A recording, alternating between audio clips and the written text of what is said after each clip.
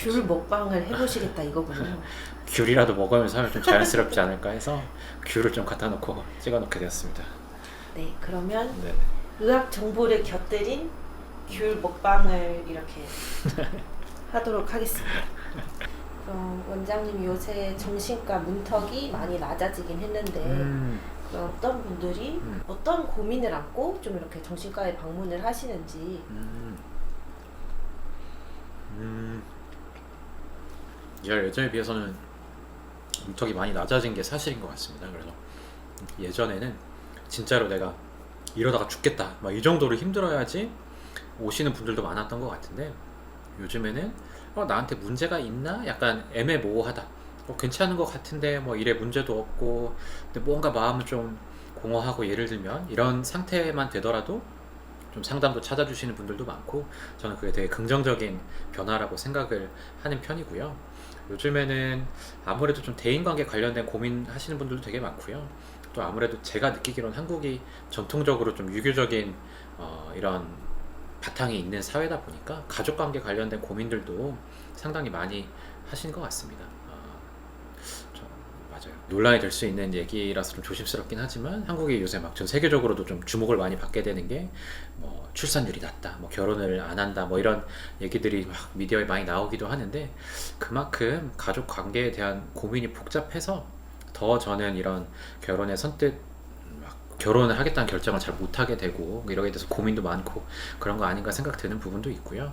아무래도 좀 한국이 또 열심히 일하는 사회로 되게 유명하다 보니까 일 관련해서도 일 스트레스 때문에 드는 고민 그리고 일 내에서도 사실 대인관계가 저는 되게 사람들 많이 힘들게 하는 것 같은데 그런 부분들 때문에도 많이 찾아주시는 것 같습니다.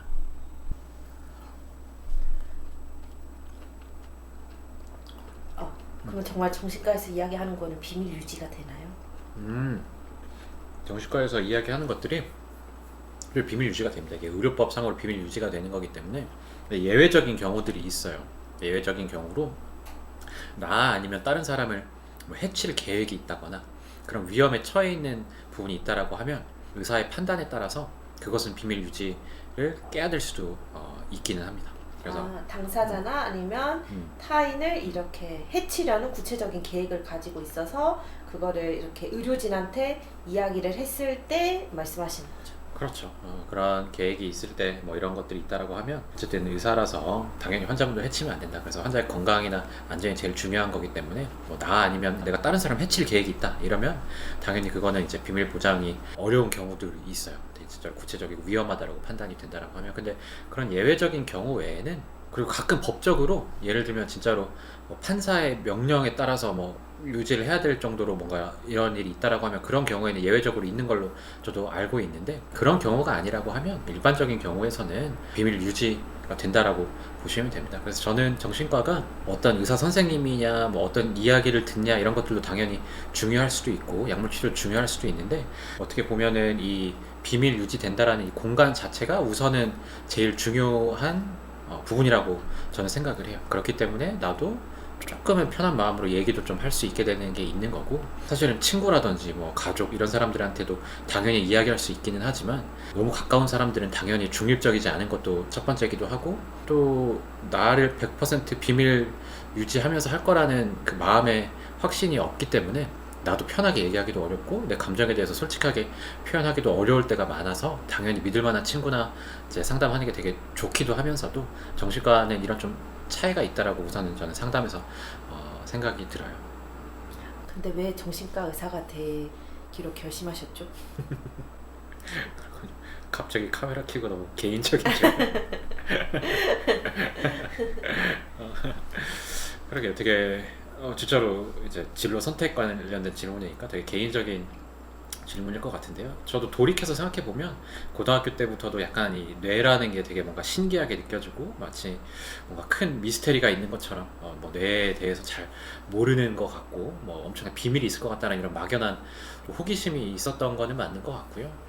그리고 이제 의과대학 다니면서 뭐 이런저런 거 배우면서 항상 계속 정신과를 하고 싶었던 거는 아니었던 것 같아요. 저는 다른 경험할 때마다 이런 부분들이 되게 재밌다 이렇게 느꼈던 부분이 확실히 있었던 것 같고 그래서 뭐 수술을 하는 거라든지 뭐 여러 가지 분야에 대해서 좀 흥미를 많이 느꼈었는데 막상 딱 결정할 순간이 오니까 제가 심리학과 공부를 하기도 했었고 여러모로 사람에 대해서 좀 이제 알아가고 탐구하고 심리라는 게 되게 또 복잡한 분야라고 생각이 들어요. 그렇기 때문에 정신과 질환 치료하는 것도 뭔가 이렇게 간편하지가 않고 딱 이렇게 딱 수술 한 번 아니면 뭐 이렇게 치료 한 번으로 다 끝나는 게 아니라 되게 복잡한 부분들을 이렇게 좀 파헤치고 좀 알아나가고 해야 되는 부분이다 보니까 그런 부분에서 저는 좀 흥미를 느끼기도 해서 결과적으로 정신과를 하기로 결정을 했던 것 같습니다. 그래서 처음에는 걱정도 좀 하고 했었는데요. 왜냐면은 뭐 미래가 어떻게 될지는 모르는 거라서 내가 맞는 맞는 선택을 했을지 뭐 이런 것들에 대한 걱정을 많이 했었는데 저도 진료하면서 보면은 뭐 전공의 할 때도 그렇고 진료하면서 보면서도 잘 맞는 부분이 있는 것 같다라고 저는 개인적으로는 생각을 하고 있습니다. 네, 인간에 대한 어쨌거나 호기심이나 관심 이런 게 있어서 심리학 공부도 했었고 이런 것들이 어우러져서 정신과 의사라는 진로를 선택하게 된 것 같은데 맞아요. 그럼 원장님이 이제 엄청 다양한 연령이나 다양한 배경을 가진 사람들을 이렇게 마주하면서 좀 사람은 이렇게 어떤 존재인 것 같던가요? 사실은 이 심리라는 게 진짜로 옛날 이야기만 들어봐도 정신과의 거의 약간 창시자라고 보통 많이 여기는 이제 프로이트도 이제 보면은 뭐 이렇게 최면도 하고 막 마치 뭐 최면을 하니까 뭐 엄청 뭐 마비됐던 게 갑자기 풀리기도 하고 막 이런 게 있는 것처럼 약간 마술처럼 느껴지기도 하고 되게 복잡한 부분이 확실히 있는 것 같은데 저는 항상 그래서 진짜로 너무 철학적인 부분일 수도 있는데 뭐 그냥 간단하게 얘기하면 저는 인간의 본질이 좀 복잡한 부분이 확실히 있지 않나 이게 되게 핵심인 것 같아요. 그래서 친구나 가족에 대해서도 항상 딱 좋다 나쁘다로 분류할 수 있는 게 아니고 되게 복잡한 마음이 섞여 있기 때문에 뭐 좋으면서도 싫고 뭐 개운하면서도 막 죄책감 느끼고 뭐 이런 것들이 되게 많이 엉켜가지고 그래서 살아가면서 항상 마냥 좋을 수만은 없고 좋으면서도 뭔가 한켠으로는 좀 약간 좀 자책도 하게 되고 죄책감도 느끼고 좀 뭔가 이렇게 이런 양가적인 감정을 잘 가지고 나가는 게 되게 어떻게 보면 좋은 정신 건강에 좀 필요한 가장 중요한 부분 중 하나이지 않을까 생각하는 만큼 되게 인간이라는 게 되게 복잡한 것 같아서 복잡함이라는 게 가장 특징적인 부분 중 하나이지 않을까 생각되는 부분도 있습니다. 그렇군요. 치고 있어요. 귤먹방인데 아, 지금 피디님. 던킨 도너츠를 피디님께서 귤을 갖다 주시고 뒤에는 던킨 도너츠가 있어가지고 하나 저도 먹어보려고. 정신과 약에 대해서 막연히 잘 모른 채로 걱정하시는 분들도 계셔서 간혹 약은 안 먹겠다 아니면 이제 자녀와 같이 오신 부모님들이 약은 처방하지 말아달라 이런 분들도 계실 것 같은데 정신과 약에 대해서 좀 어떻게 생각하면 좋을까요? 정신과 약물 치료 사실은 의사 선생님들마다 의견이 좀 다를 수 있기는 한데요. 상황이 어떤지에 따라서 약이 필수가 아닐 때들이 저는 많다라고 생각을 해요. 그래서 약이 만약 내가 너무 불편하다 이것 때문에 걱정이 너무 많다 예를 들면 이거에 대해서 아직은 의심스러운 게 많다 이런 것들을 그냥 이런 의심을 가지고 있고 불안한 마음을 가지고 그냥 무조건 먹어보자 라고 하는 거는 저는 도움은 안 되는 것 같고요.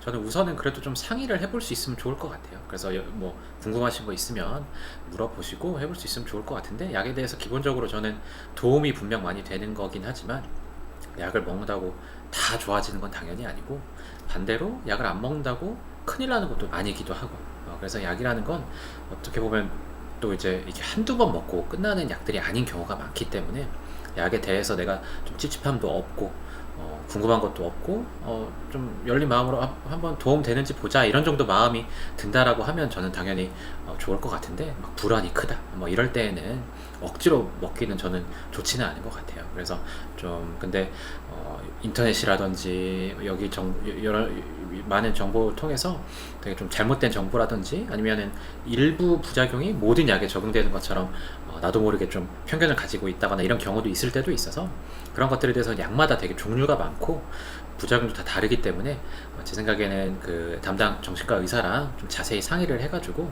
내가 먹고 있는 약이 어떤 부작용이 있는지 이런 것들에 대해서 좀 잘 알아보고 그것도 그리고 같은 약이라고 모든 부작용이 다 항상 똑같지가 않고 용량에 따라 다르기도 하고 또 사람에 따라 다르기도 하고 이럴 수가 있기 때문에 나한테 좀 맞춰 나가는 게 중요한 것 같습니다. 오늘 귤 먹방 어떠셨나요? 우선 귤이 되게 맛있었고요. 그리고 이제 정신과에서 뭔가 이제 애착 인형같이 뭔가 이게 옆에 있으면 마음이 안정되는 이런 것들이 있는데 약간 오늘은 저한테 귤이 그런 존재가 되셨던 것 같습니다. 그래서 좀 더 편하게 이야기를 카메라한테 대고 얘기할 수 있어서 저도 그냥 좀 편하게 이야기하듯이 얘기를 할 수 있었던 것 같고요. 다음에도 여러 가지 뭐 정신과 관련된 정보라든지 뭐 지식 이런 것들에 대해서 좀 기회가 되면 꾸준히 올려보도록 해보겠습니다. 인사해 주세요. 아 이렇게 하면 아 네. 안 돼.